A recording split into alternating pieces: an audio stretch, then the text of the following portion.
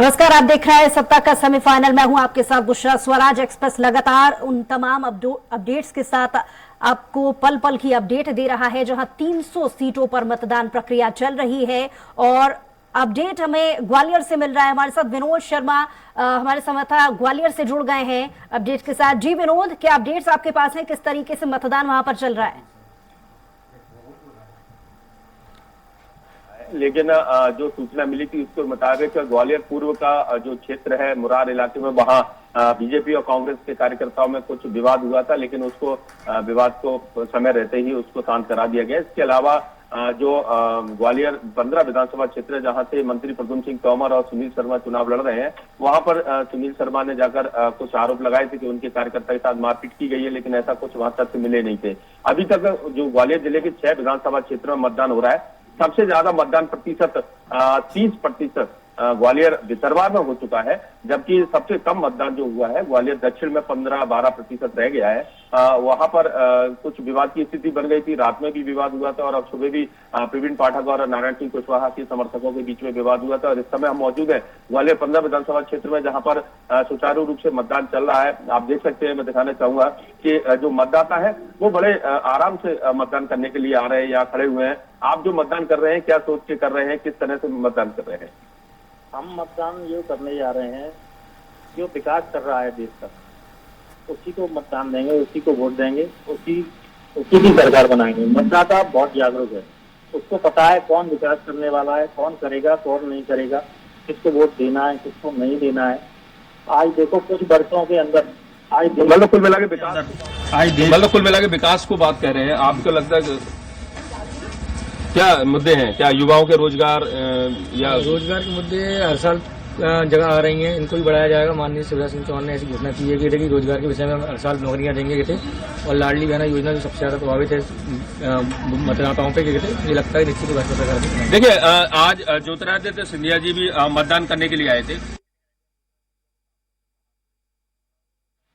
साथ है आम जनता का जो रुझान है उनको साफ तौर पर नजर आ रहा है प्रदेश में। और इसके अलावा जब उनसे पूछा गया कि कांग्रेस का कहना है कि बीजेपी बहुत ज्यादा कम सीटों पर सिमट जाएगी, तो उसको लेकर उन्होंने साफ तौर पर कहा कि मुंगेरी लाल के असली सपने जो कांग्रेस देखती है और देखना चाहिए। इसके अलावा नारायण सिंह तोमर भी आज मतदान करने पहुंचे थे मुरार क्षेत्र में, जहां मतदान केंद्र था, वहां पहुंचे।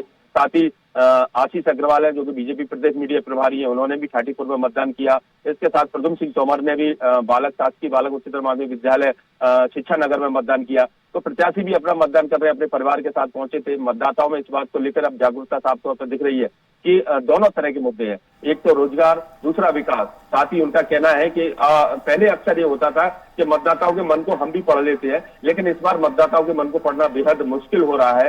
वो क्या कर रहे हैं, क्या नहीं कर रहे, ये तो 3 दिसंबर को जब ईवीएम की मशीन खुलेगी तब सामने छाप आ पाएगा। लेकिन जिस तरह से जो हालात है कि ग्वालियर में तो शांतिपूर्ण मतदान चल रहा है, लेकिन बिबनी जहां पर नरेंद्र सिंह तोमर चुनाव लड़ रहे हैं, वहां विवाद की स्थिति उत्पन्न हुई थी, पथराव हुआ था। अटेर में जो प्रत्याशी है अरविंद भदौरिया और हेमंत कटारे, इनको नजरबंद कर दिया गया है, समर हाउस में इनको बैठा दिया गया है। मेगांव में पथराव हुआ, मेगांव में मारपीट हुई, इस तरह की हमारे पास इनपुट है। और तमाम जगह पर जो आसपास है चंबल अंचल के, वहां पर कुछ छुटपुट घटनाएं हो रही हैं, लेकिन सामान्य है, सब कुछ ठीक है। अभी तक कोई बड़ी घटना सुनने को नहीं मिली है, लेकिन वहां प्रत्याशियों को अपने पास बैठा लिया गया है और उनको नजरबंद कर दिया है ताकि उनके समर्थक आपस में विवाद न करें। और इसके साथ ही ग्वालियर में ऐसी स्थिति देखने को नहीं मिल रही है। ग्रामीण क्षेत्र जो संवेदनशील माना जा रहा है, उसके अलावा ग्वालियर पूर्व जहां से सतीश सिकरवार है, माया सिंह है, ये संवेदनशील माना जा रहा है और यहाँ अतिरिक्त पुलिस फोर्स की व्यवस्था की गई है। साथ ही जो आप देख सकते हैं पुलिस बल तैनात है और लगातार मॉनिटरिंग कर रहे हैं और सुरक्षा को लेकर बारीकियों से जांच कर रहे हैं कि कहीं किसी तरह की कोई अव्यवस्था तो नहीं है। अभी हमारे सामने सुरक्षा को देखने के लिए आए थे परिवार भी है। क्या स्थिति है क्षेत्र में, आपने देखा है? बहुत शांति बढ़िया है, कहीं कोई अप्रिय घटना की कोई जानकारी नहीं है। बहुत शांति से चल रहा है मतदान, नहीं है, बहुत शांति से चल रहा है मतदान और नियमित अच्छे से चल रहा है।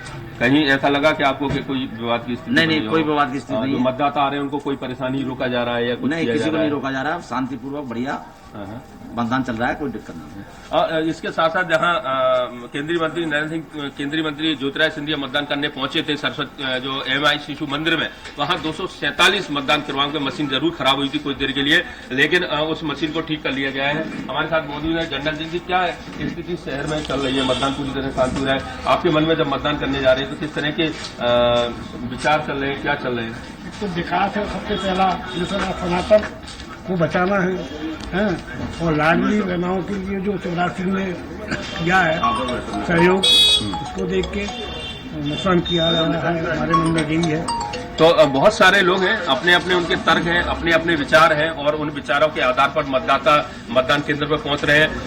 जो लंबी लंबी अंदर जाकर देख सकते हैं कि अब लंबी जो कतारें हैं वो भी लग चुकी है, क्योंकि पहले शुरुआती तौर पर भले ही कम मतदाता संख्या दिख रही थी, लेकिन अब जो मतदाता है वो कतारों में आने लगे हैं और कतार लगाकर यहाँ पर कतार लगाकर अपना मतदान कर रहे हैं। तो इस तरह से जो मतदान वो पूरा तरीके से किया जा रहा है। तो यहाँ पर जो मतदान हो रहा है वो बड़े सुचारू रूप से, सामान्य तरीके से और सुचारू रूप से चल रहा है। तो ये स्थिति है, व्यवस्था कर ली गई है मतदान की। और साफ तौर पर जो मतदाता है उनको कहा गया है कि अगर किसी तरह से कोई प्रलोभन देता है, कोई परेशान करता है तो उसकी शिकायत प्रशासन को की जाए। सुरक्षा के कड़े इंतजाम किए गए हैं, बीएसएफ को तैनात किया गया है, एसएएफ को तैनात किया गया है। इसके अलावा सेक्टर मजिस्ट्रेट लगातार यहाँ पर जांच कर रहे हैं। बहुत शुक्रिया तमाम जानकारी के लिए।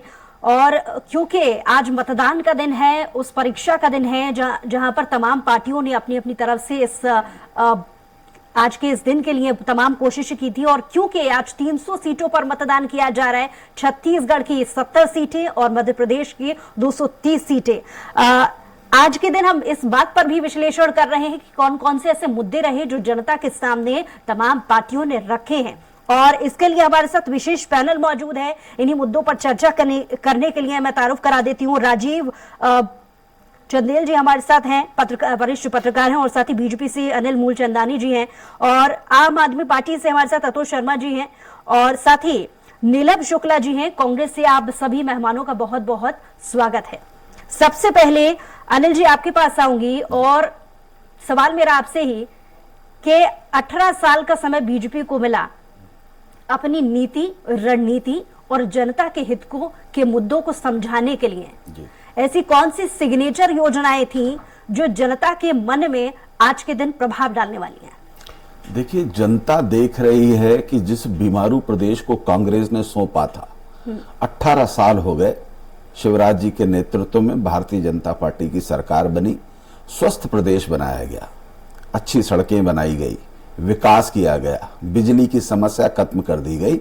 जिस समय दिग्विजय सिंह जी ने कांग्रेस की सरकार रहते हुए मध्य प्रदेश में बिजली घंटों घंटों तक नहीं रहती थी, लोग पढ़ नहीं पाते थे, शिक्षा नहीं मिल पाती थी, उस मध्य प्रदेश को स्वस्थ प्रदेश बना दिया है। आज मध्य प्रदेश भारत के अग्रणी राज्यों में आता है, और जनता देख रही है कि 18 साल के अंदर शिवराज जी के नेतृत्व में, भारतीय जनता पार्टी के नेतृत्व में, नरेंद्र मोदी जी के नेतृत्व में जो मध्य प्रदेश है आज विश्व पटल पर है। और आज मध्य प्रदेश का मतदाता किसी भी स्थिति में भारतीय जनता पार्टी के साथ खड़ा है, विकास के साथ खड़ा है। मतदाता अब समझने लगा है कि केंद्र में 2024 में भी हम मोदी जी को स्थापित करना चाहते हैं, और अगर यहां सरकार भारतीय जनता पार्टी की होगी तो जो नीतियां बनाई गई हैं, जो विकास की योजनाएं हैं, जहां पर कांग्रेस की सरकार है वहां देखिए कांग्रेस की सरकार ने केंद्र सरकार की नीतियों का लाभ छत्तीसगढ़ की जनता को नहीं मिला,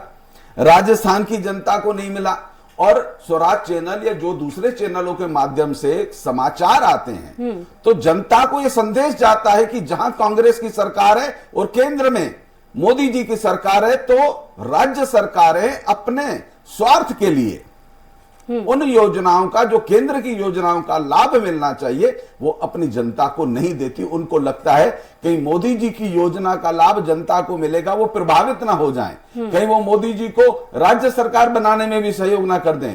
तो जनता जागरूक है, जनता आंखें खोल के देख रही है कि किस प्रकार से कांग्रेस तुष्टीकरण की राजनीति करती है, भेदभाव की राजनीति करती है।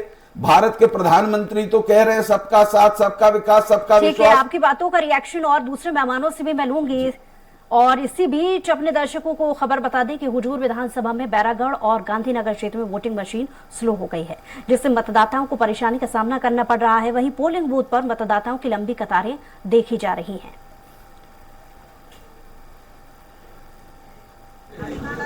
हम यहाँ पर हैं इस समय गांधीनगर के बूथ नंबर 42 पे और यहाँ देखा जा रहा है कि जो वोटर है काफ़ी परेशान हो रहे हैं। सुबह लगभग 7 बजे से लाइन पे लगे हैं और अभी भी कोई सुनवाई करने वाला नहीं है। यहाँ पर देखिए लंबी लाइन लग रही है और बहुत स्लो कर दी है। ये किस कारण से स्लो है समझ में नहीं आ रहा, लेकिन बहुत स्लो वोटिंग हो रही है। तो मेरा चुनाव आयोग से निवेदन है कि इस प्रकार की जो भी कमियां कही हैं तो उसको तुरंत दूर करें। पीठासीन अधिकारी से भी हम अभी मिलकर अपनी समस्या बता रहे हैं।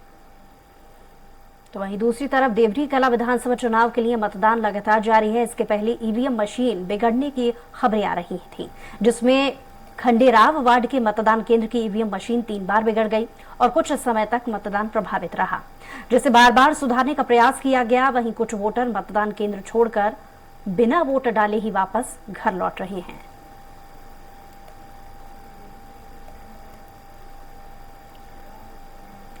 और इसी बीच बड़ी खबर मिल रही है बागली से, जहां ग्रामीणों ने मतदान का बहिष्कार किया है। बागली विधानसभा के कुपगांव में मतदान का बहिष्कार किया गया है। ग्रामीणों को मनाने के लिए पहुंचे अधिकारी। कुपगांव में अभी तक मतदान प्रारंभ नहीं हुआ है। गांव की समस्या को लेकर ग्रामीण मतदान का बहिष्कार कर रहे हैं। तालाब निर्माण के दौरान गांव डूब क्षेत्र में जाने की वजह से नाराज हैं ग्रामीण।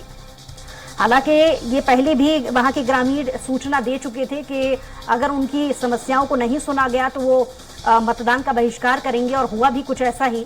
बागली विधानसभा के कुपगांव में मतदान प्रभावित हुआ है। कुछ वक्त मशीन की गड़बड़ी की भी खबरें आई और साथ ही साथ एक बूथ पर मतदान का बहिष्कार कर रहे हैं ग्रामीण।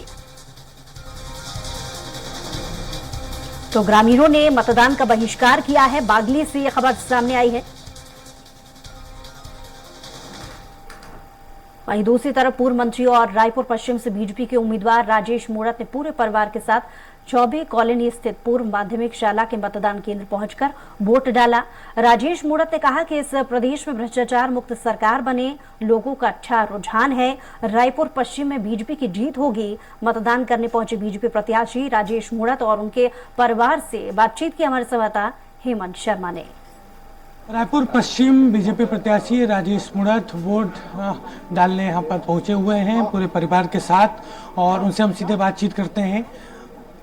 पिछली बार 2018 में जरूर एक मामूली अंतर से हार मिली थी। क्या लग रहा है मूणत जी, इस बार चुनाव प्रचार जमकर आपने किया है? जनता पर पूर्ण विश्वास, लोकतंत्र का महापर्व, अपने मत का उपयोग करें, और यही कहने आज मैं जनता के बीच में निकला हूँ।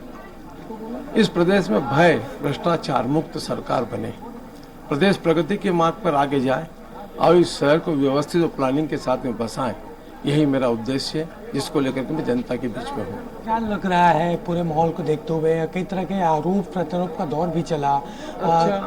अच्छा रुझान है, लोगों का मत स्पष्ट है। 5 साल में इस रायपुर शहर की जनता ने अपने आप को ठगा हुआ महसूस किया और उससे मुक्ति चाहती है जनता।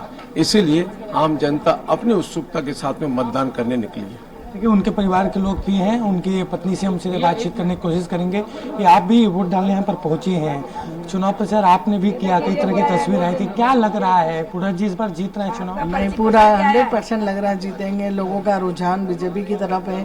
5 साल में लोग सब त्रस्त हो गए, उससे बचना चाहते हैं। यही सब देख के लोग बीजेपी को वोट देंगे। पश्चिम में आपने घूमा है, काफी प्रचार किया, क्या लग रहा है माहौल? माहौल तो अच्छा लग रहा है, रिस्पांस अच्छा था। उनकी बेटियां भी उनसे बातचीत करते हैं।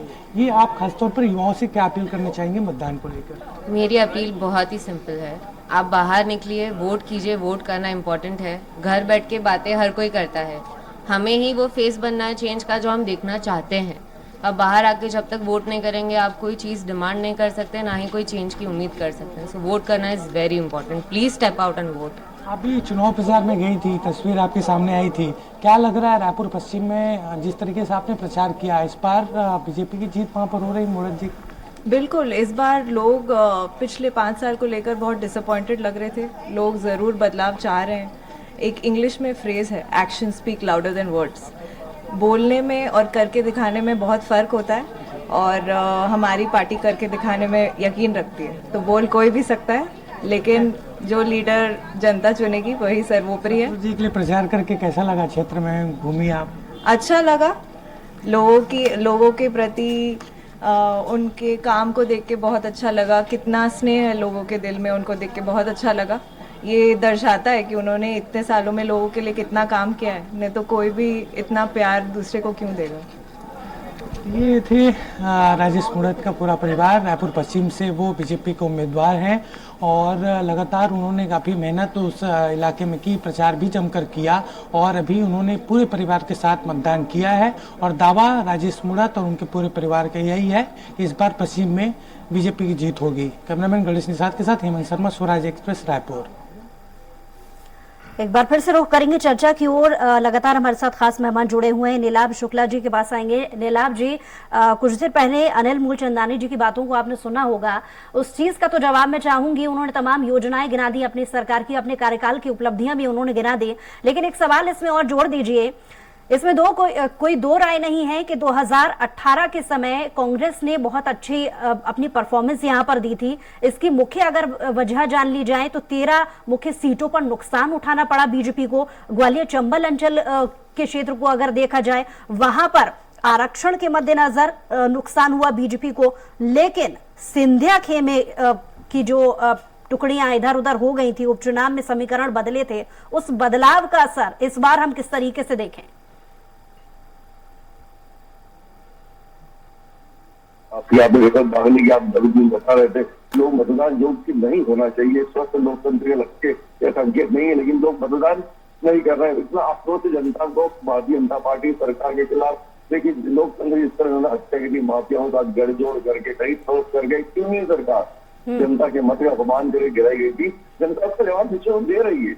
अभी आप देखिए, सब जगह पूरे पक्ष में माहौल है और मतदान के महायज्ञ में भारतीय जनता पार्टी तगड़ी करारी हार की और भाग रही बल्कि दौड़ रही है। इस तरह का माहौल प्रदेश में हो चुका है। भारतीय जनता पार्टी सभी मोर्चों पर लगभग फेल हो चुकी है। ये विकास की बातें मेरे भारतीय जिससे कर रहे थे, इनकी विकास यात्रा की पूरी तरह फर्जियत हो गई थी। इन विकास कुछ किया ही था। उसके बाद इन्होंने आशीर्वाद यात्रा निकाली, उसकी फर्जियत बिल्कुल आशीर्वाद देने नहीं आया। तो केंद्र ने क्या किया, प्रदेश नेतृत्व का चेहरा ही, मुख्यमंत्री का चेहरा ही सिरे से हटा दिया। वो मामा जी जो कहते नहीं हटाते थे कि मामा जी आएंगे तो ये करेंगे, मामा जी वो देंगे, मामा जी ये देंगे, मामा जी का चेहरा ही परिदृश्य से हटा दिया, मुख्यमंत्री का चेहरा ही परिदृश्य से हटा दिया। तो पूरा चुनाव केंद्र ने, अमित शाह ने और मोदी ने अपने पास ले लिया। लेकिन उससे क्या है कि जब डबल इंजन की सरकार है, प्रदेश नेतृत्व पर असंतोष है, केंद्रीय नेतृत्व पर भी लोगों को असंतोष है, तो डबल इंजन की सरकार को करेला और नींद चढ़ा। वो लोगों को आक्रोश कौन बढ़ता गया? इनके जितने दौरे हुए, यही दौरे उन्होंने कर्नाटक में भी किए थे, हिमाचल में की, तो क्या निकला? जनता ने बहुत कांग्रेस को लगाई, कांग्रेस को चुना। अभी स्थिति यही होने वाली। ये 50% घोटाले की सरकार, ये आज बातें करते विकास की, हर जगह घोटाला। जो पैसा आता है उसका आधा 50% कमीशन में जाता है। या तो महाघोटाला, पटवारी भर्ती घोटाला, आयुष भर्ती घोटाला, पुलिस भर्ती घोटाला, वन रक्षक भर्ती घोटाला, शिक्षाकर्मी घोटाला, प्रोफेसर भर्ती, सहकारिता भर्ती, बड़ी लंबी चौड़ी फेरिस्त से घोटालों की महाकाल लोग एक योगी एक पाप कहा जाए तो आपकी चुप्ती नहीं होगी। उसमें घोटाला कर दिया। मंदिर धर्म का ठेकेदार बनने वाली पार्टी महाकाल लोग में घोटाला कर रही है। महिला बातें कर रही, प्रदेश के अंदर जुम्मन राज्य से आगे बढ़ा। अरे भाई साहब, मध्य प्रदेश बलात्कार में सबसे अव्वल है। 8 महिलाओं के साथ, छोटी बच्चों के साथ यहाँ पर बलात्कार होता है। एनसीआरबी की रिपोर्ट है, आप की गई है। ठीक है, रिएक्शन राजीव जी से भी ले लेते हैं। राजीव जी, अभी तक आपने अनिल जी को भी सुना और कांग्रेस को भी सुना। एक तरफ आरोप लग रहे हैं, एक तरफ डिफेंस के भी जवाब मुझे मिल रहे हैं, लेकिन आपका बतौर मीडिया एनालिसिस आप क्या कहते हैं? जनता कौन कौन सी ऐसी समस्याओं से इतने समय से जूझ रही थी जिसका प्रभाव इस मतदान में देखने को मिल सकता है? देखिए, 18 साल से शिवराज सिंह लगातार सरकार में, बीच में 15 महीने छोड़ दिए हैं। और जब ये कहा जाता है कि इसमें प्रदेश का स्वर्णिम प्रदेश बना दिया गया है, तो सीधा सा एक प्रश्न उठता है भाजपा हाईकमान से कि जिस मुख्यमंत्री ने 18 साल पार्टी को लगातार जीत दिलाई हो, प्रदेश को स्वर्णिम प्रदेश बना दिया हो, तो उसको मुख्यमंत्री का चेहरा क्यों नहीं घोषित किया गया? इसका कोई जवाब हाईकमान के पास नहीं है। ये कह देना कि एंटी इनकम्बेंसी फैक्टर है ये एंटी फटीक तत्व है, और इसलिए शिवराज जी को यदि घोषित नहीं किया गया तो फिर उन्हें चुनाव लड़ाने की आवश्यकता क्यों थी? इसलिए ये राजनीतिक पार्टियां जो हैं तो कहीं ना कहीं मुद्दों पे जरूर बात लाती हैं, घोषणा पत्र जारी करते हैं, लेकिन चुनाव जो होता है वो जनता उन मुद्दों उनके घोषणा पत्र पे वोट देती है, ऐसा मुझे नहीं लगता है। दूसरी बात जो है, कांग्रेस को भी अवसर मिला 2018 में, और 18 में बहुमत मिलने के बाद सरकार बहुमत कम मिला, उन्होंने सरकार बना ली, और उसके बाद वो जो जनता को उन्होंने वादे किए थे, यदि अब दोनों पार्टी के घोषणा पत्रों का उनसे पूछा जाए कि आपने जो 2018 के घोषणा पत्र जारी किए थे और 2023 के आज जो वोट डाल रहे हैं, तो कितने कितने परसेंटेज उस घोषणा पत्रों का पालन हुआ है? तो एक दूसरे के खिलाफ बोलने के अलावा कोई अपनी उपलब्धियों के आधार पे कि हमने 80% घोषणा पत्र जारी। लौटेंगे हम आपके पास। हमारे साथ इंदौर से हमारे संवाददाता जुड़ गए लाइव, वो हमें एक खास रिपोर्ट दे रहे हैं। विकास, क्या हालात वहां पर हैं? मतदान किस तरीके से चल रहा है? क्या अपडेट्स? मतदान प्रतिशत की बात करता हूं तो कहीं ना कहीं इंदौर जिले में ग्रामीण जो विधानसभा है उसमें मतदान प्रतिशत में बढ़ोतरी हुई है। अगर बात की जाए तो सबसे नंबर 1 पर देपालपुर विधानसभा है, वहां पर बढ़ चढ़कर जो मतदाता है वह वहां पर कर रहे हैं। अगर बात की जाए तो 28% मतदान जो है देपालपुर विधानसभा के अंदर हो गया। देपालपुर विधानसभा में इस बार त्रिकोणीय मुकाबला है। कांग्रेस ने जहां विशाल पटेल को करा था, बीजेपी से मनोज पटेल है, वहीं निर्दलीय के तौर पर बीजेपी से बागी होकर राजेंद्र चौधरी जो है चुनाव मैदान में थे। तो इस बार त्रिकोणीय मुकाबला देपालपुर में देखने को मिल रहा है। वहीं अगर बात की जाए तो इंदौर जिले की पूरी अगर मैं बात करूं तो 23% मतदान जो है 11 बजे तक जो है हो चुका है। तो कहीं ना कहीं मतदाताओं में उत्साह है, बड़ी संख्या में जो है कतारें लगी हुई है और मतदान करने के लिए जो आ रहे हैं। सबसे पहले मैं आपको मतदान केंद्र का नजारा दिखाना चाहूंगा कि आप देख सकते हैं लंबी कतारें हैं यहाँ पर, बड़ी संख्या में जो मतदान करने के लिए जो लोग हैं वह आ रहे हैं। हमारे साथ कुछ युवा मतदाता भी है, उनसे बात करेंगे। लगता है पहली बार आप मतदान करने आ रहे हैं, किस तरह से देखते हैं? नहीं, सेकंड टाइम है। सेकेंड टाइम मतदान कर रहे हैं, तो किस तरीके से आप देख रहे हैं, किस तरह की सरकार होना चाहिए? बस जो आगे हमारा फ्यूचर देखे उस तरह की सरकार होनी चाहिए। मैम, आप भी मतदान करने पहुंचे हैं, किस तरह से देखते हैं? हम लोग चाहते हैं कि हमेशा भाजपा ही आए और भाजपा ही रहेगा। मैम, आप भी आए हैं मतदान करने के लिए? हाँ, हम लोग भी चाह रहे हैं भाजपा ही आए।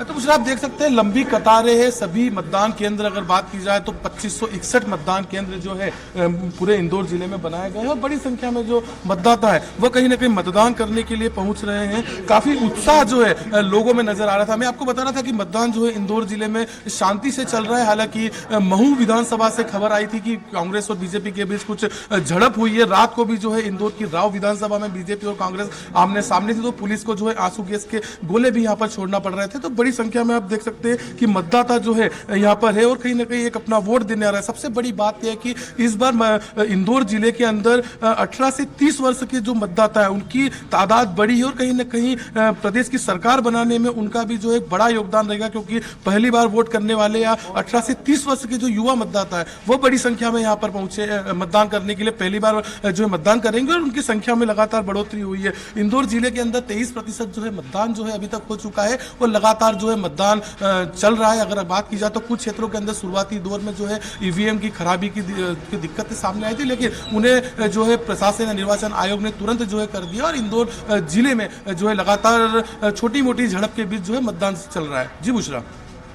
चलिए, बहुत शुक्रिया तमाम जानकारी के लिए विकास। और लगातार हमारे साथ खास मेहमान हैं अतुल शर्मा जी। आपसे मेरा सवाल कुछ देर पहले राजीव जी बहुत अच्छी बात का जिक्र कर रहे थे। उन्होंने घोषणा पत्र के परसेंटेज को लेकर एक जिक्र छेड़ा है जो वाकई में गौर करने वाली बात है, क्योंकि आम आदमी पार्टी की 2 राज्यों में सरकारें चल रही हैं और मुझे लगता है कि मतदान करने के लिए जब मतदाता पहुंचता है तो नजीर मानकर बाकी के दूसरे राज्यों में क्या नीतियां चल रही हैं, क्या घोषणाएं और पार्टी किस तरीके से काम कर रही है, इसे अपनाती है। मध्य प्रदेश आम आदमी पार्टी के लिए नया है क्योंकि अभी जड़ बुनियाद बनाना बाकी है।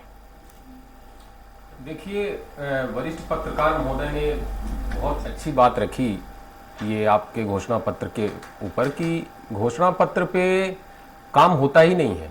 ये दोनों पार्टियां बीजेपी और कांग्रेस की अगर बात की जाए तो बीजेपी का ही मैं पहले जिक्र करूंगा क्योंकि वो सत्ता पे है, काबिज है सत्ता पे। 2018 का जो इनका संकल्प पत्र था, तो 80% कागज में ही रह गई वो घोषणाएं, जमीन पे वो दिख नहीं रही हैं। और जब चुनाव के 4 महीने बचते हैं तो धर्म, जाति और फिर इनको लाडली बहनों की याद आने लगती है, और भाइयों की याद आने लगती है, भांजों की याद आने लगती है। तो कहीं ना कहीं असली मुद्दों से जनता का ध्यान भटकाने में बीजेपी बहुत ही माहिर है और हमेशा वो ये कार्ड खेलती है। लेकिन इस बार का चुनाव जो है ये अपने आप में एक नजीर बनेगा कि आप इसको सेमीफाइनल भी बोल सकती हैं, बहुत बड़ी बात नहीं है। लोकसभा का सेमीफाइनल भी मध्य प्रदेश का चुनाव हो सकता है। तो जनता मुद्दों पे ही वोटिंग करेगी। इस बार धर्म, जाति और झूठी घोषणाओं पर वोटिंग नहीं होने वाली है। और जहां तक घोषणा पत्र के जिक्र की बात हुई, तो हमारे आप दिल्ली मॉडल को देखिए। आपने कहा कि हमारी 2 जगह सरकार है, तो हमारी 2 जगह सरकार दूसरी जगह बनी कैसे, ये जानना बड़ा महत्वपूर्ण है। आपके चैनल के माध्यम से मैं बताना चाहूंगा कि दिल्ली में हमने जो भी अच्छे काम किए, उस मॉडल को हमने गारंटी कार्ड के रूप में, हम संकल्प पत्र, वचन पत्र या घोषणा पत्र नहीं बोलते हैं, हम गारंटी कार्ड बोलते हैं कि हमने यहाँ पे 10 बिंदु मध्य प्रदेश की जनता के लिए लिख दिए हैं, ये हमारी गारंटी है। और ये हम आपको देने में क्या हुआ मध्य प्रदेश में? मैं आ रहा हूँ मध्य प्रदेश आ रहा हूँ मैं। तो दिल्ली के विकास को गारंटी कार्ड के रूप में हमने पंजाब में बांटा और जनता से कहा कि ये गारंटियां आपको चाहिए तो एक मौका आप हमें दो। उन्होंने झाड़ू का बटन दबाया और आपको पता है पंजाब में प्रचंड बहुमत से हमारी सरकार बनी। और अब मध्य प्रदेश में भी उसी गारंटी कार्ड को घर घर पहुंचाने का काम हमारे पार्टी के वॉलंटियर ने किया। तो जनता अपना विकास क्यों नहीं चाहेगी, चाहे वो प्रदेश की हो चाहे देश की हो। वो भी दिल्ली का विकास देख रही है मध्य प्रदेश की जनता, और पंजाब का भी विकास देख रही है। उनको भी बिजली पानी चाहिए, मध्य प्रदेश की जनता को भी बिजली पानी चाहिए, शिक्षा चाहिए, स्वास्थ्य चाहिए। तो ये सारी व्यवस्थाएं दुरुस्त करने की गारंटियां केवल और केवल आम आदमी पार्टी के घोषणा पत्र में है। सीधा सा और लॉजिकल सवाल है अतुल जी, मैंने सीधा सवाल पूछा आपसे कि नीतियों को लेकर के ही राज्यों में मतदाता ये चुनता है कि पार्टी की कैसी नीति है। जब आम आदमी पार्टी इस बात को समझ गई थी कि महिलाओं का परसेंटेज क्या है, और दूसरी चीज मतदाता भी बढ़े। हालांकि इस टॉपिक पर मैं वापस आऊंगी। अपने दर्शकों को इसी बीच अगली खबर बता दूं कि सरगुजा में सीतापुर विधानसभा में खाद्य मंत्री और कांग्रेस प्रत्याशी अमरजीत भगत ने मतदान किया है। दरअसल अमरजीत भगत अपने परिवार के साथ मतदान केंद्र पहुंचे थे और अपने परिवार के साथ वोट डाला। वहीं मतदान के बाद उन्होंने लोगों से मतदान की अपील भी की।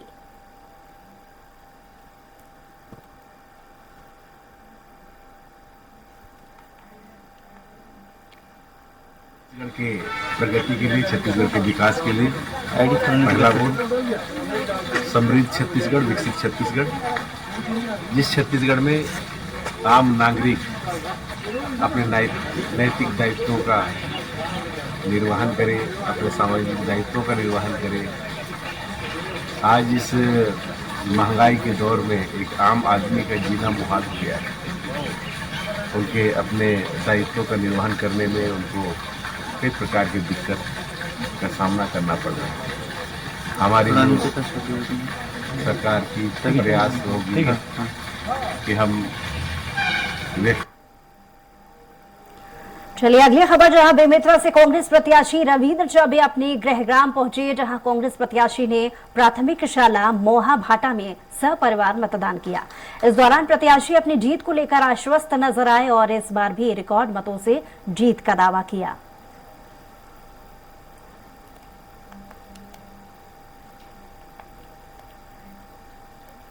लोकतंत्र का इससे बड़ा पर्व कुछ हो नहीं सकता। ये महान पर्व है।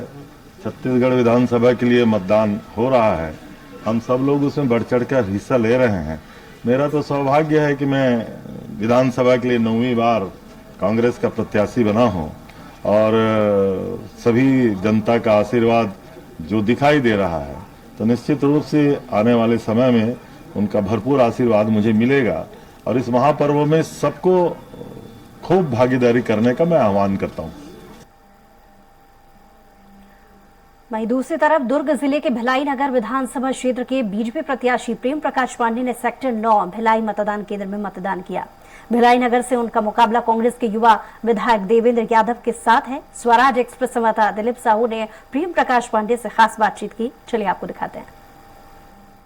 छत्तीसगढ़ में दूसरे चरण की मतदान जारी है। 70 सीटों पर मतदान हो रही है और प्रमुख जो मंत्रियों के जो साख है वो दांव पर है। और अभी हम दुर्ग जिले के भिलाई नगर विधानसभा सीट पर है और यहाँ से यह काफी हाई प्रोफाइल सीट मानी जाती है और यहाँ से पूर्व मंत्री प्रेम प्रकाश पांडे जी मैदान पे हैं। इनके मुकाबले देवेंद्र यादव है, कांग्रेस से विधायक संसदीय सचिव। अभी प्रेम प्रकाश पांडे जी ने सेक्टर 9 में मतदान करके पहुंचे हैं। यहाँ हम सीधे चर्चा करेंगे।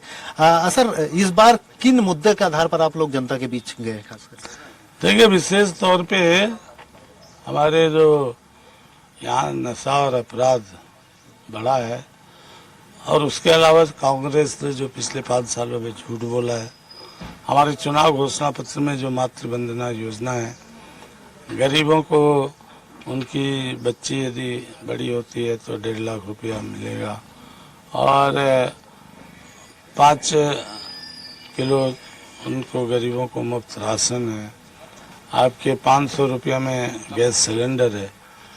इसके अलावा शासकीय नौकरियां 1 लाख जो रिक्त पद है नौजवानों के लिए, 6 लाख के इनोवेशनल हब जो खुलेगा है और उससे एम्प्लॉयमेंट जनरेट होगी। दोनों पार्टियों के घोषणा पत्र में काफी लोक लुभावन बातें हैं कि आप लोग महतारी वंदन योजना के माध्यम से 12,000 देने की बात करें महिलाओं। वही कांग्रेस ने गृह लक्ष्मी योजना की घोषणा की। कांग्रेस का घोषणा पत्र में नहीं है, ये तो झूठा। जब घोषणा पत्र तो 5 तारीख को जारी हुआ और कांग्रेस जो है 14 तारीख को एक ट्वीट कर रही है। पहले तो रोकने की कोशिश की, 5 जगह 10 जगह सारे लोगों को ये करने का प्रयास किया और उसके बाद जो है अब देख रहे हैं कि नहीं है तो अपना कुछ भी घोषणा कर दिया। ये तो कांग्रेस एक मुद्दे पे टिकी नहीं रही है।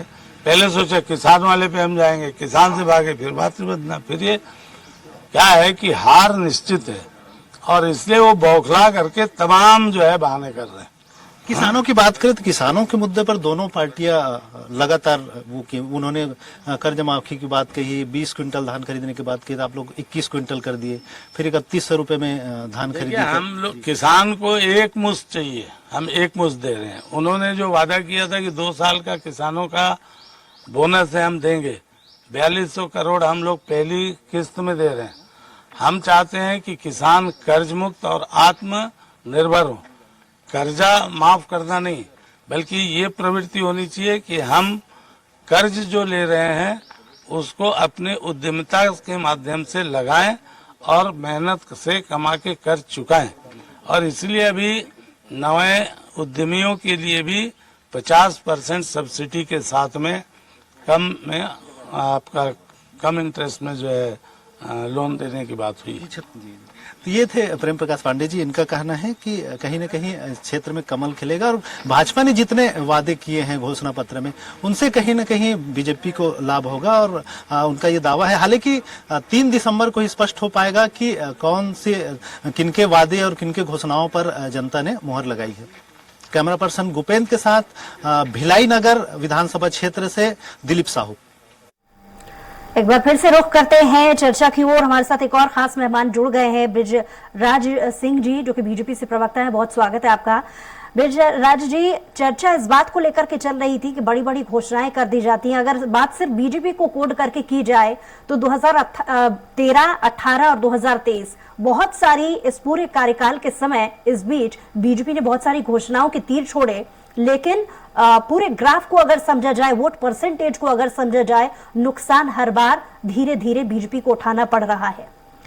पिछले 2018 के आंकड़ों की अगर मैं बात करूं, 13 सीटों का नुकसान सीधे तौर पर बीजेपी को उठाना पड़ा था। वजह क्या है? अगर इतना लंबा कार्यकाल बीजेपी ने निभाया है तो जनता के बीच कहां पर कमी रह रही है? आप आंकड़ों में थोड़ी सी गड़बड़ी कर रहे हैं। पिछली बार आपको 41.6% वोट मिला था, 0.06%, और कांग्रेस को 40.2% वोट मिला था। हम 12-13 सीटें हारे थे, इसमें कोई वो नहीं है, लेकिन जो मार्जिन था वो बहुत कम था। आपकी बात से मैं जरूर सहमत हूँ कि हाँ, 18 साल के कार्यकाल में हमारा वोट परसेंटेज क्यों नहीं बढ़ा। उसके कई कारण हो सकते हैं, कई मायने हो सकते हैं, किंतु आप एक बात तो समझने का प्रयास कीजिए कि हम 2003 से लेकर 2008, 2008 से 2013, 2013 से 2018 में माननीय राहुल गांधी जो कांग्रेस की युवराज है वो आते हैं और घोषणाएं करते हैं, उल जलूल बेसरकार की, कहते हैं मैं अपना मुख्यमंत्री 10 दिन में बदल दूंगा अगर मैं ये नहीं कर पाया, वो नहीं कर पाया, प्लान नहीं कर पाया, लिखा नहीं कर पाया। तो उनके घरे का व्यक्ति उनके झूठे वादों से विमुख होकर पार्टी छोड़ के भाजपा के साथ आता है और कहता है कि भारतीय जनता पार्टी एक ऐसी पार्टी है जो कहती है वो करती है।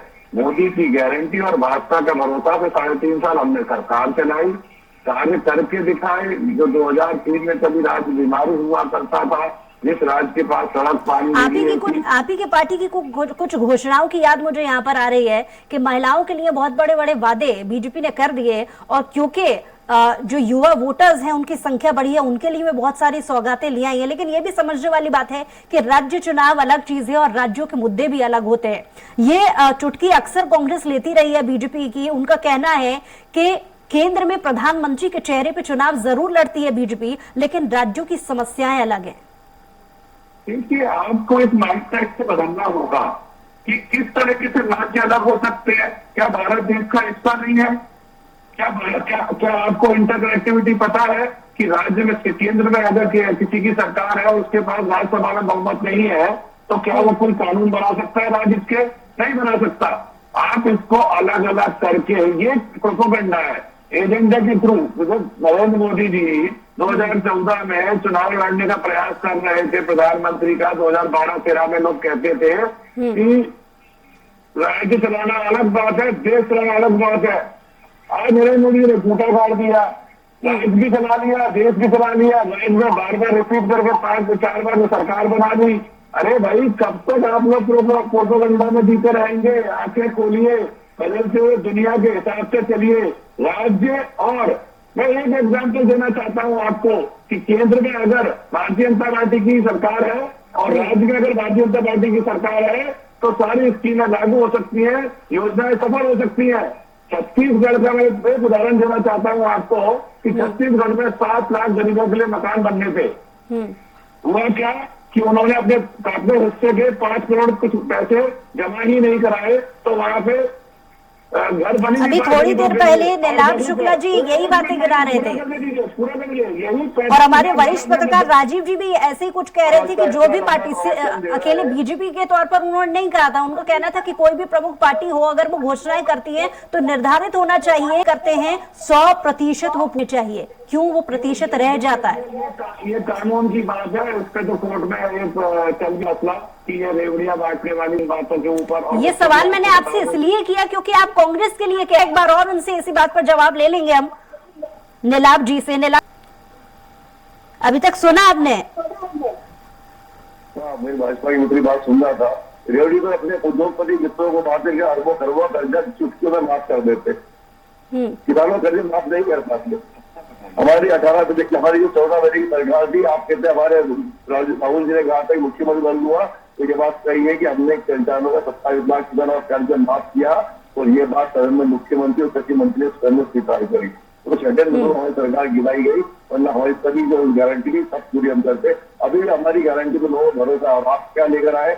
मोदी की गारंटी। आपने तो मुख्यमंत्री का दिहाई परिषद में गायब कर दिया। जो बातें करते हुए मामा जी आएंगे तो ये लाएंगे, मामा जी वो देंगे, मामा जी ये करेंगे। वही मामा जी का चेहरा परिषद से दिखाया तो मामा जी गुजरात क्या रहा फिर? वही मामा जी कहते कि मामा जी जाएंगे तो बहुत याद आएंगे। मतलब स्वीकारोक्ति मामा जी की वो जा रहे हैं, उनकी घोषणा क्या तो बड़ी बड़ी मंच। अतुल जी से भी एक रिएक्शन जान लेते हैं। अतुल जी, अभी तक दोनों ही प्रमुख पार्टियों को आपने सुना, क्या कहेंगे आप? देखिए, ये तू मैं वाली राजनीति फिर से चालू हो गई यहाँ पे। कोई भी पार्टी अपने काम के आधार पर जनता के बीच क्यों नहीं पहुंच पा रही है, ये एक बहुत बड़ा सवाल है। हम लोगों की राजनीति में एंट्री हुई थी कि जो बड़ी पार्टियां हैं उन्होंने कहा कि मुंह चलाने और सरकार चलाने में फर्क है, आंदोलन करने में सरकार चलाने में फर्क है। तो हमने आम आदमी पार्टी का गठन किया, हम चुनाव लड़े और सरकार चलाकर दिखाए और जो जनता को सुविधाएं दिए वही गारंटी पंजाब और मध्य प्रदेश में बांटे। पंजाब में आशीर्वाद मिला, यहाँ पे भी मिलेगा। मैं आपके चैनल के माध्यम से जरूर कहना चाहूंगा कि समाज सेवा की सबसे बड़ी इकाई राजनीति को माना जाता है। नहीं, किसको ध्यान देगा सुशासन का? माननीय, आपको तो बोलने का हक ही नहीं है। इंडिया अगेंस्ट करप्शन के नाम पर जो पार्टी चालू है, यही आपका चाल चरित्र है। आपको इन्हीं सब चीजों की ट्रेनिंग दी जाती है बीजेपी कार्यालय में। यही सब आपकी चाल चरित्र है। आप बोल रहे थे, मैं चुप रहकर सुन रहा था।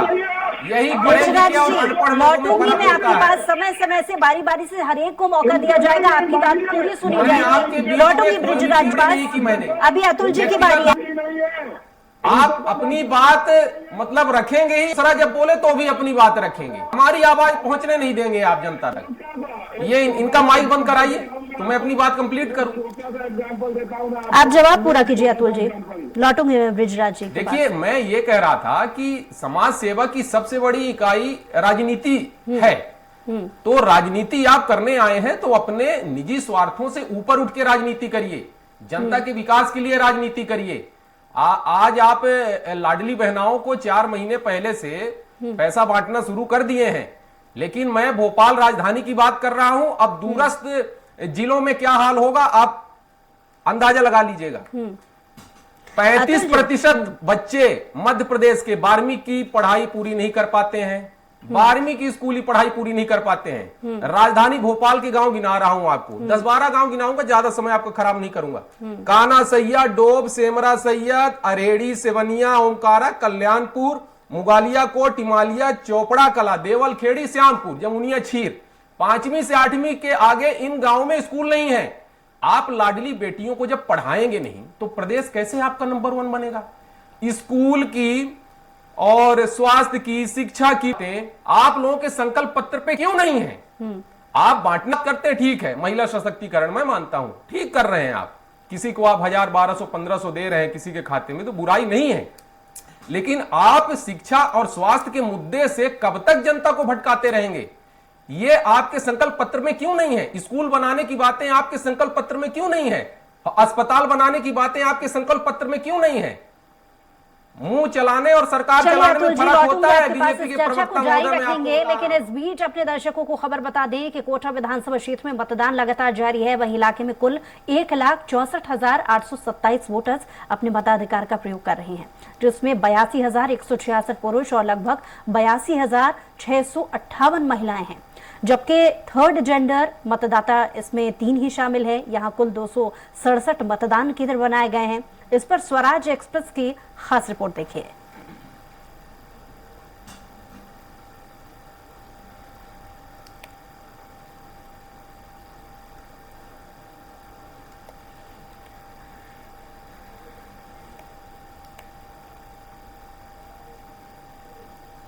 चलिए शाहजहांपुर से भी खबर आपको बता दें कि शाहजहांपुर जिले की तीनों विधानसभा के 835 मतदान केंद्रों पर मतदान जारी है। वहीं मतदाताओं में खासा उत्साह नजर आ रहा है, जहां सुरक्षा के पुख्ता इंतजाम किए गए हैं।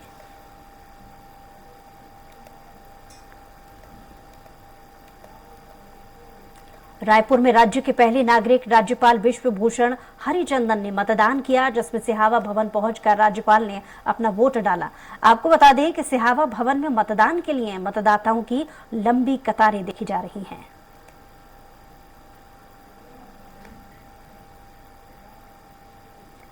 सिरमौर में भी सिरमौर विधानसभा में शांतिपूर्वक वोटिंग लगातार जारी है। इस दौरान मतदाताओं में काफी उत्साह नजर आ रहा है।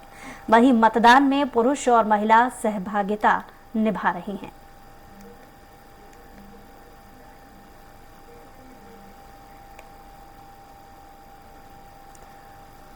तो एक बार फिर से रुख करेंगे चर्चा की ओर, जहां पर लगातार हमारे साथ खास मेहमान चर्चा कर रहे हैं। अपने स्थानीय जो पार्टियां हैं वो किस तरीके से जनता के बीच जाकर अपने मुद्दों को पहुंचाने की उन्होंने कोशिश की है। अतुल जी, जैसा कि आपसे सवाल था, आप इसको लेकर के जवाब दे भी रहे थे कि दिल्ली और पंजाब में जिस तरीके से आपकी पार्टी ने काम किए हैं, लेकिन मेरा सवाल कुछ देर पहले दूसरा अन्य नेता से भी यही था कि राज्यों की राजनीति अलग होती है, राज्य के मुद्दे भी अलग होते हैं। जो दिल्ली में अलग मुद्दे हो सकते हैं वो मध्य प्रदेश में नहीं हो सकते। ये बहुत अच्छी बात है कि आपने एजुकेशन का एक मुद्दा उठाया और ये बताया कि यहाँ की वो स्थानीय समस्या बनी हुई है, लेकिन आम आदमी पार्टी ने अपने मैनिफेस्टो में किन चीजों को इसके मद्देनजर शामिल किया जिसका असर जनता के बीच हम देख सकते हैं? अच्छा सवाल था आपका। वही बात मैं कहूंगा, शिक्षा और स्वास्थ्य, हमारे गारंटी कार्ड में अच्छे स्कूल की बातें हुई हैं कि हम अच्छे स्कूल बनाएंगे, अच्छे अस्पताल की बातें हुई हैं, अच्छे मोहल्ला क्लिनिक बनाने की बातें हुई हैं। आपको जान के ताजुब होगा कि 1074 बच्चे, दिल्ली के सरकारी स्कूल के 1074 बच्चे डॉक्टरी की परीक्षा नीट उत्तीर्ण किए हैं इस साल। तो दिल्ली का जो शिक्षा मॉडल है वो अब इस देश का ही नहीं, विश्व का लोकप्रिय मॉडल हो गया है। बाहर के राजनेता बहुत आते समय से हैं, ब्रिजराज जी आपकी बात पर जवाब देना चाह रहे हैं, उनसे जवाब ले लेते हैं। मध्य प्रदेश में ब्रिजराज जी फिर यही हरकत चालू हो गई, जवाब उनसे ले लेते हैं। बहुत समय भी मैंने आपको दिया। तो करिए, मैं आपको क्या समस्या भैया आम आदमी पार्टी से? ब्रिजराज जी से सवाल है मेरा, अतुल जी आपके पास लौटे। जब अपनी बात मैं रख रहा हूँ, अपने पार्टी की बात रख रहा हूँ, आप बीच में फिर कूद पड़े। आप बोलते हैं तो मैं चुप रहता हूं। अतुल जी विनम्र निवेदन आपसे मेरा, आप इनको बारी बारी से देखिए, ये तरीका नहीं है डिबेट करने का। अतुल जी आपसे भी मेरा विनम्र निवेदन है और ब्रिजराज जी मैं बारी बारी से आप लोगों के अतुल जी बहुत समय मैंने आपको दे दिया, बहुत समय से ब्रिजराज जी कुछ कहना चाह रहे हैं, उनकी बात सुन लेते हैं। ब्रिजराज जी कहिए। आप एक बात समझिए, आप क्या कर रहे हैं कि इनके जीत को बढ़ाने का, आगे बढ़ाने का एक कार्य कर रही हैं आप। इनको बार बार आप मौका दे रही हैं, दिल्ली की बात करते हैं। मैंने आपको भी बराबरी से समय दिया है, ये आप नहीं कह सकते। उनकी बात पूरी हो जाने के बाद में मैं आपके पास आई हूँ, ये आप नहीं कह सकते।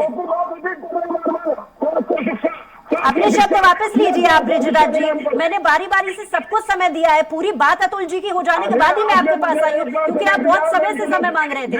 ऐसा नहीं चलेगा। मैडम मैं तो 15 मिनट सुन रहा हूँ, मैं कांग्रेस को सुनने को तैयार हूँ, लेकिन आम आदमी पार्टी को सुनने का मेरे पास समय नहीं है, क्योंकि जो पार्टी भ्रष्टाचार के आंदोलन से खड़ी हुई वो पार्टी आज भ्रष्टाचार में लिप्त है। मैं इस पार्टी की बात कैसे सुन लूं? आप पार्टी की बात कीजिए ना, मेरे सवाल आपसे पार्टी से जुड़े थे, आपकी पार्टी के मुद्दे से जुड़े थे। आप मेरी बात सुनिए मैडम, 70 सीटों में चुनाव कर रहे हैं, किस बात की गारंटी दे रहे हैं? मध्य प्रदेश में 230 सीटों में लड़े नहीं, कांग्रेस ने समझौता कर लिया इन लोगों ने, वोट काटने में क्यों लड़ रहे हैं? क्या बात करते हैं शिक्षा की और स्वास्थ्य की? 5 मेडिकल कॉलेज से 30 मेडिकल कॉलेज है, CMI के स्कूल बन रहे हैं, आप ये सब सिखानी चाहती है। चलिए बहुत शुक्रिया ब्रिजराज जी हमारे साथ जुड़ने के लिए, तमाम बातचीत के लिए। अतुल जी आपका भी बहुत शुक्रिया हमारे साथ जुड़ने के लिए, तमाम बातचीत के लिए। और हरदा से इस वक्त की बड़ी खबर मिल रही है, जहां धनगांव में करंट लग जाने से एक मतदाता की मौत हो गई है। पंचायत सचिव सहित 3 अन्य घायल हुए हैं। घायलों को जिला अस्पताल में भर्ती कराया गया है। टेंट का पंडाल शिफ्ट करते समय यह हादसा हुआ है। हंडिया थाना क्षेत्र का यह पूरा मामला है। हरदा विधानसभा क्रमांक 135 के ग्राम धनगांव के पोलिंग बूथ पर बिजली का करंट लग जाने से एक युवक की मौत हुई है। पंचायत सचिव सहित 3 अन्य घायल हुए हैं। घायलों को जिला अस्पताल में इलाज के लिए भर्ती कराया गया है। इलाज लगातार जारी है। टेंट का पंडाल शिफ्ट करते समय यह हादसा हुआ है और मतदाता को इलाज के लिए अस्पताल में भर्ती करा दिया गया है।